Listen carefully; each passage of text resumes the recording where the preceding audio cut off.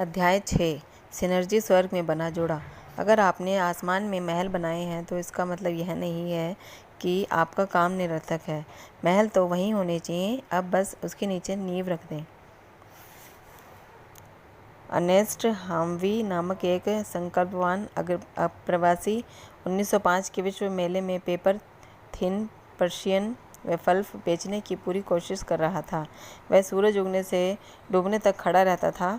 अपने waffles stand के पास से गुजरने वाले हर व्यक्ति को मुफ्त सैंपल भी देता था, लेकिन किसी चीज़ से सफलता नहीं मिल रही थी।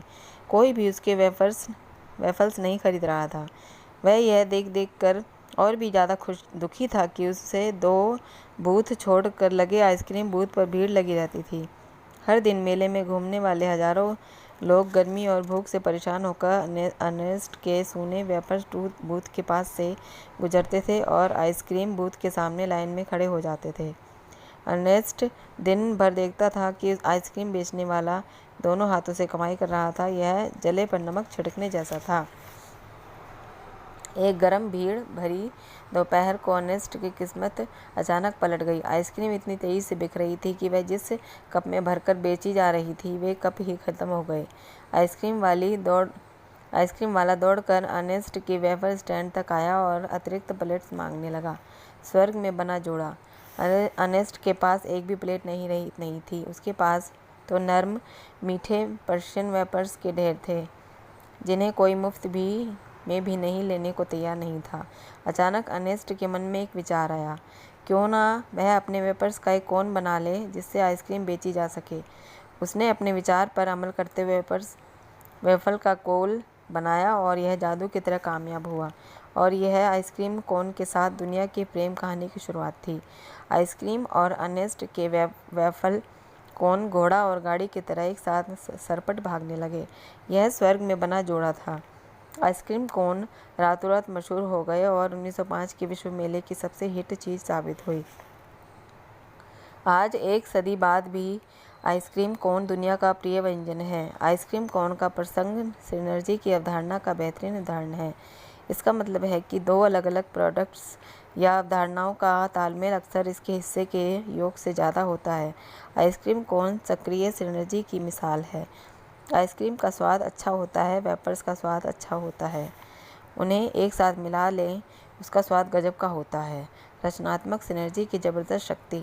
इतिहास ऐसी घटनाओं से भरा हुआ है जहां 2 अलग अलग अवधारणाओं की सिनर्जी से क्रांतिकारी प्रोडक्ट्स उत्पन्न हुए, अविश्वसनीय रूप से लाभकारी उद्योगों का जन्म हुआ और बृहद अवसर पैदा हुए। सिनर्जी की मेरी एक प्रिय कहानी एक बड़ी Fortune 500 company the 3A corporation के एक ऐतिहासिक बेस्ट सेलिंग प्रोडक्ट के बारे में है। इस कंपनी की एक कर्मचारी के सामने एक समस्या थी। वह चर्च में जो भजन की पुस्तक पढ़ता था उसका बुकमार्क बार बार गिर जाता था। वह इस समस्या को दूर करने का तरीका खोज रहा था। एक दिन कंपनी के विचार मंथन सत्र में उसने अपनी समस्या बताई। इससे कंपनी के एक केमिकल इंजीनियर को एक नए एडहेसिव का असफल प्रयोग याद आ गया, जिससे कोई चीज़ पूरी तरह चिपकने के बाद हल्के से ही चिपकती थी। इंजीनियर ने कर्मचारी को सुझाव दिया कि अगर वह उस असफल एडहेसिव को नोटपैड के पीछे लगा लेगा तो उसकी समस्या दूर हो जाएगी। प्रयोग सफल हुआ और अंततः नोटपैड और असफल एडहेसिव की असंभव लगने वाली जोड़ी पोस्ट इट नोट बन गई और प्रोडक्ट जो हर साल 3M को $बिलियन कमा कर देता था। सफल सिनर्जी का रहस्य।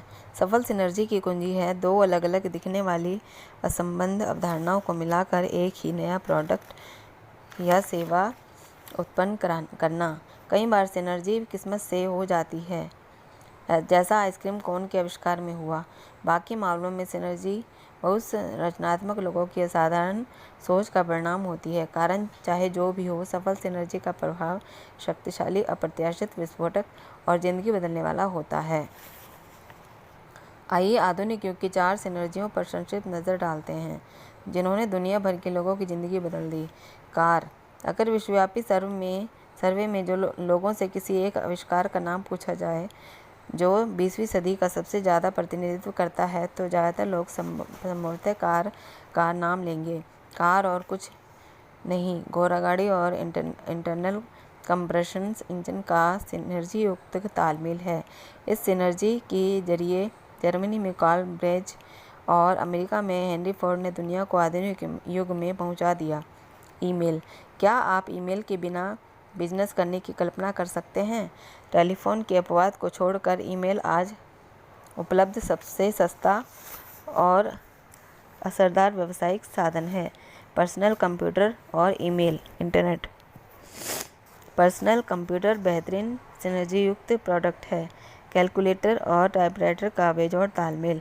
1960 के दशक में एप्पल कंप्यूटर के सह संस्थापक स्टीवन जॉब्स ने एक सपना देखा।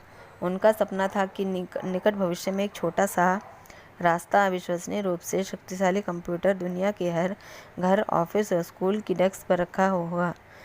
पीसी को इंटरनेट के साथ जोड़ दें और आपको ई-कॉमर्स बूथ मिल जाता है,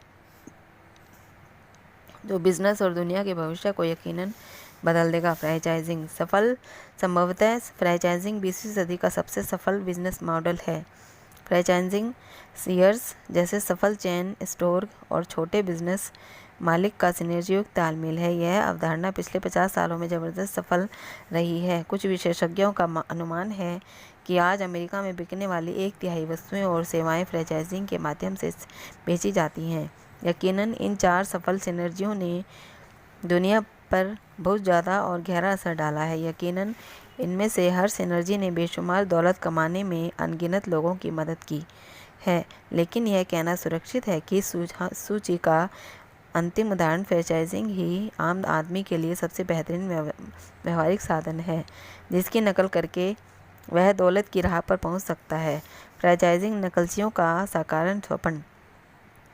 देखिए, एक बात तो तय है, बहुत कम लोगों के पास एक नया कंप्यूटर डिज़ाइन करने या बनाने, या कार डीलरशिप का मालिक बनने और चलाने, या फैक्स मशीन बेचने, या रिटेल स्टोर का मालिक बनने लायक दिमाग का या पैसा होता है।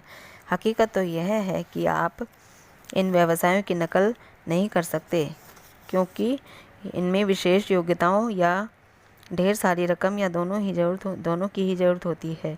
यही फ्रेंचाइजिंग की सुंदर खासियत है। परिभाषा से ही स्पष्ट है कि फ्रेंचाइजिंग की मॉडल की नकल संभव है। अगर किसी प्रोडक्ट या सेवा की नकल नहीं हो सकती, तो इसका फ्रेंचाइजिंग बनाना संभव नहीं है। फ्रेंचाइजिंग उपभोक्ताओं के लिए सचमुच वरदान है, क्योंकि इसकी बदौलत किसी सफल प्रोडक्ट या सेवा की दुनिया भर में सैकड़ों हजारों जगहों पर नकल की जा सकती है। एक बार फिर मैकडॉनल्ड्स इसका आदर्श उदाहरण है। पहला रेस्टोरेंट सिर्फ एक शहर सैन बर्नार्डिनो कैलिफोर्निया में था।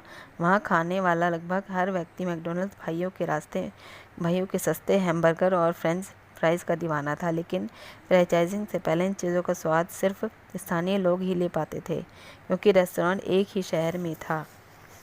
फ्रेंचाइजिंग के जरिए मैकडॉनल्ड्स ने अपने बर्गर और फ्रेंचाइजिंग के देश के हर शहर में पहुंचा दिया।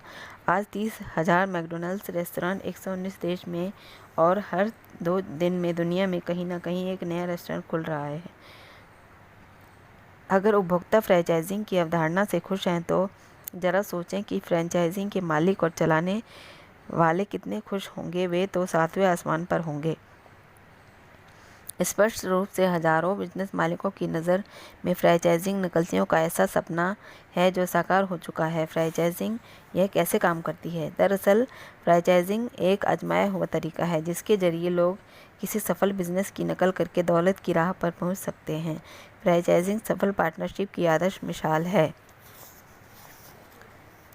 अम्ब्रेला कंपनी या फ्रेंचाइजिंग देने वाला किसी निवेशक को एक आजमाया हुआ लाभकारी सिस्टम बेचकर अपना मार्केट शेयर बढ़ाता है। निवेशक या फ्रेंचाइजिंग लेने वाला एक रेडीमेड बिजनेस को खरीदता है।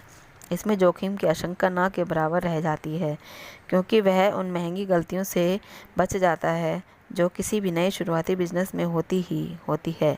यह आपकी भी जीत मेरी भी जीत स्थिति है। फ्रेंचाइजिंग व्यावसायिक सफलता का 20वीं सदी के शायद सबसे महान कहानी है। जब मैकडॉनल्ड्स ने 1950 के दशक में अपना पहला फ्रेंचाइजिंग खोला, तो फ्रेंचाइजिंग को ज़्यादातर गंभीर निवेशक धोखाधड़ी मानते थे। आज सिर्फ 50 साल बाद फ्रेंचाइजिंग विश्वव्यापी क्रांति की श्रेणी में आ चुका है। आश्चर्यजनक। नेटवर्क मार्केटिंग सर्वोच्च सिनर्जी। पल भर के लिए कल्पना करें कि आप दौलत बनाने वाली सर्वोच्च सिनर्जी पैदा करने के प्रभारी होते, जो इतनी ज़बरदस्त, इतनी शक्तिशाली होती कि इस दुनिया में रहने वाले हर इंसान को स्पष्ट करती और इस प्रक्रिया में उनकी ज़िंदगी को बेहतर बनाती तथा स्पष्ट समृद्ध करती। आपको ऐसी नकल योग्य या अनुकरणीय सिनर्जी उत्पन्न करनी होती ताकि कोई भी उसकी नकल कर सके। आपको इतनी सस्ती सिनर्जी उत्पन्न करनी होती ताकि कोई भी उससे जुड़ सके। आपकी सिनर्जी सामान्य के बजाय तीव्र घातांकीय दर से बढ़ती। आपकी सिनर्जी दुनिया भर में उपलब्ध होती। आपकी सिनर्जी पुरुषों और महिलाओं, युवाओं और वृद्धों, अमीरों और गरीबों सभी को फ़ायदा पहुंचाती। आपकी सिनर्जी दौलत बनाने का सर्वोच्च कॉपीकैट सिस्टम होती। लेकिन मुझे यह बताते हुए खुशी हो रही है कि ऐसी क्रांतिकारी सिनर्जी मौजूद है। यह स्वर्ग में बना जोड़ा है। दुनिया के इतिहास में दौलत बनाने वाले दो शक्तिशाली सबसे साधनों का रचनात्मक तालमेल, फ्रेंचाइजिंग और तीव्र घातांकीय वृद्धि का जोड़ा परिणाम है वह अवधारणा जिसे मैं सर्वोच्च सिनर्जी नेटवर्क मार्केटिंग कहता हूँ। सिनर्जी की कितनी बेहतरीन अवधारणा है। ऐसा फ्रेंचाइजी जो तीव्र घातांकीय दर से बढ़े। नेटवर्क मार्केटिंग सिनर्जी का सर्वश्रेष्ठ उदाहरण है। यह आइसक्रीम है, यह कार है, यह फैक्स मशीन है। और मेरे शब्दों पर गौर करें, अगर आप सोच रहे हो कि फ्रेंचाइजिंग कितनी बढ़िया चीज़ है तो आपने अभी कुछ देखा ही नहीं है।